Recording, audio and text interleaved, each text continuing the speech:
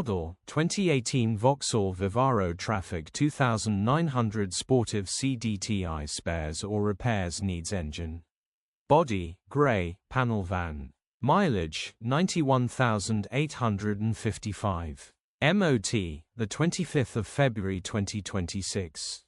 Engine, 1598 cc 1.6120 PSE6. Transmission, 6-speed manual, front-wheel drive. Mechanical summary, starts great.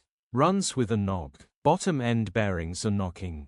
The engine needs repairing. Condition summary, bodywork is very clean and presentable. Interior is very clean and has plenty life left in it. Rear load area is very clean and tidy with loads of life left in it. Genuine honest work van which has been well looked after. Features, 3 former keepers, aircon, cruise Contron, parking sensors, electric windows, 12 months MOT. EU status, Euro 6. HPI, clear. Cap retail, £6,675. Click the link in the description for pictures and more info. Alternatively, call or WhatsApp us on 07401199723.